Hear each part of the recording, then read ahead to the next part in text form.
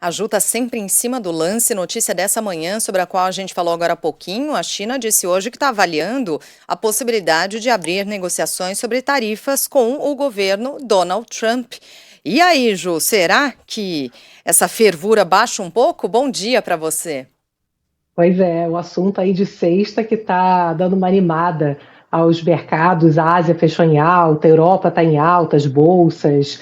Então tem aí um movimento importante nessa discussão da guerra tarifária, né, envolvendo as duas maiores economias do mundo. Bom dia, Sheila, para você, para a Carlinha, bom dia aí para o nosso ouvinte. O Ministério do Comércio da China disse que realmente está avaliando a possibilidade de abrir negociações com as tarifas do governo Donald Trump, mas o Ministério coloca aqui no comunicado, o Ministério chinês, que os Estados Unidos precisam estar preparados para corrigir práticas equivocadas e cancelar as tarifas unilaterais. Qual é a situação desse momento? Os Estados Unidos impuseram tarifas de 145% às importações de produtos chineses e os chineses devolveram colocando tarifas de 125% às importações dos Estados Unidos para dentro da China. Então, o que acontece nesse momento é que o mundo todo está negociando com os Estados Unidos, a China, então, agora admite que tem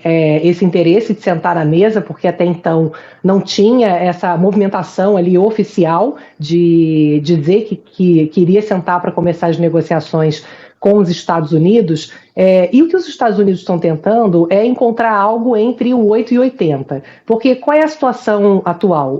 Os Estados Unidos saíram de uma média tarifária de 2,5% mais ou menos de imposto de importação dentro dos Estados Unidos para algo acima de 20%, 22%, o que é algo muito radical, e o que as autoridades americanas estão dizendo é que elas querem encontrar um meio termo, não querem manter esse patamar tão alto de tarifas de importação. Mas, de qualquer maneira, Sheila, Carlinha, o que eu estou ouvindo, eu conversei, amanhã vai ter aqui na rádio o Economia para Você, com a economista-chefe do Santander, a Ana Paula Vescovi. Ela esteve nos Estados Unidos na semana passada, participando das reuniões do FMI, e conversou com muitas autoridades locais do mundo. O que ela diz que é consenso é que essa lógica americana de tentar produzir mais dentro dos Estados Unidos, gerar mais empregos para os americanos, no final das contas vai gerar mais inflação e menos crescimento para os Estados Unidos. Ela diz que essa é uma espécie de consenso. A única dúvida é o quanto que a economia americana vai ter de redução no seu crescimento. Tem gente que fala em recessão já dos Estados Unidos no segundo semestre, tem gente que fala em crescimento menor, mas o que é consenso é que essa fórmula que os Estados Unidos estão propondo, ela vai gerar para os próprios americanos menor crescimento e mais inflação. Porque os Estados Unidos, eles produzem em torno de 15% de tudo que se produz no mundo, só que os americanos consomem mais de 30% de tudo que se consome no mundo. Então, eles são muito dependentes, tanto de importação quanto de mão de obra. Então, eles estão bem dificultando a imigração, a mão de obra barata, que faz produção de coisas mais básicas. E os americanos, tem até vários memes, né? Os americanos voltando às fábricas, produzindo sapato, eles não têm mão de obra suficiente, tanto para produzir a quantidade de coisas que eles precisam produzir para consumirem, e tem ainda uma dependência muito grande de importação. Então, isso afeta fortemente a economia americana. A China é o contrário, a China produz mais de 30% do que se produz no mundo é produzido pela China. Só que os chineses só consomem 12% do que se consome no mundo. Então a China tem um outro problema, que está sobrando produto. Então a China está precisando desaguar esses produtos no mundo, por isso que a gente tem falado aqui no Brasil que isso pode ajudar a nossa inflação, porque está chegando muito produto chinês aqui, tem mais oferta de produtos baratos,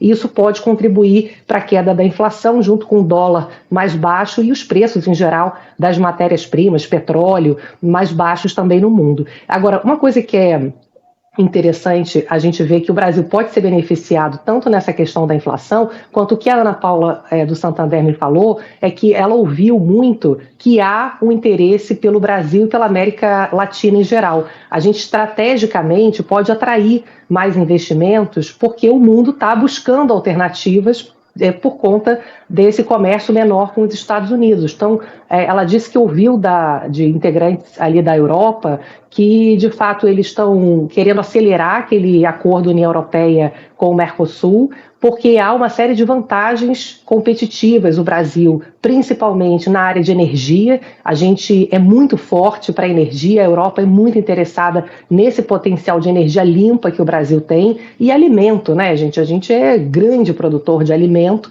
e há um interesse muito grande da Europa, mas do mundo também, segundo ela, em relação ao Brasil. E para a gente seria muito bom para atrair investimentos e também para a gente ter tecnologia, porque a gente está muito atrasado em termos de avanços tecnológicos aqui dentro da nossa economia, para produzir produtos melhores, mais baratos, para gerar, inclusive, melhores condições de consumo aqui para a gente. Aqui é tudo caro, né? Tem muita barreira de importação. Então, enfim, seria uma vantagem boa para o Brasil. Agora, para finalizar, o que eu acho importante é que o que todo mundo está perguntando sobre o Brasil, vem cá, tem confiança para investir no Brasil?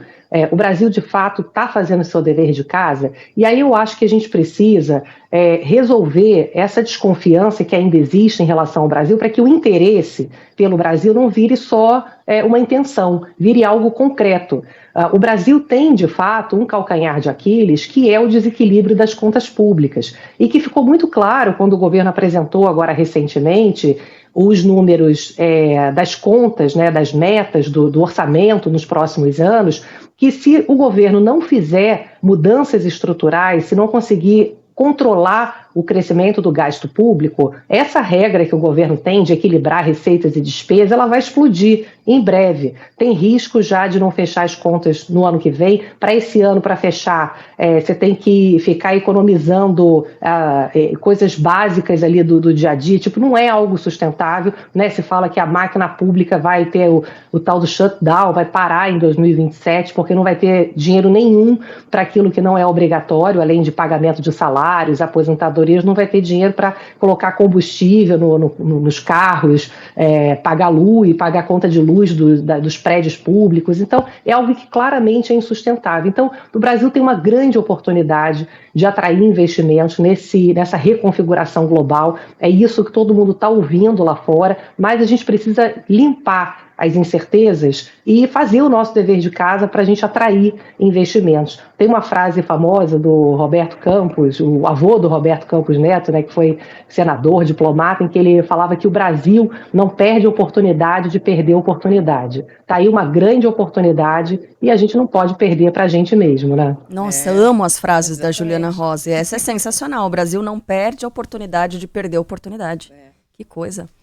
Ju, amanhã tem economia para você, né? É verdade. Bem lembrado. Ela pois tem muita informação boa, viu, gente? Amanhã, meio-dia, então, vai ter o Economia para você com a Ana Paula Vesco. Eu dei uma pincelada rápida do que ela ouviu lá fora, nessas reuniões nos Estados Unidos, e é muito legal a gente poder entender essa questão do potencial do Brasil, do risco que tem lá fora. Nessa semana saíram dados já da economia americana mostrando queda do PIB, o consumo dos americanos já está diminuindo, então ela traz uma série de detalhes e bastidores ali interessantes para a gente entender esses primeiros 100 dias do governo Trump, que se completaram essa semana, e que foi uma ruptura das relações comerciais que estavam valendo nos últimos 80 anos, e o que vem pela frente diante desse cenário que as peças saíram do lugar e não vão voltar para o lugar original. Então, é muito interessante porque a gente está vivendo algo inédito no mundo. A desconfiança, a incerteza,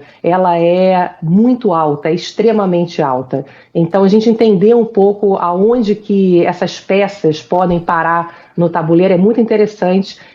Tem muita informação para a gente entender que é uma discussão que vai além da economia, que inclui geopolítica, que inclui uma guerra tecnológica, e o poderio dos Estados Unidos sendo ameaçado pelos chineses. Tem muita discussão boa, convido todos, então, a Economia para você, amanhã aqui meio-dia.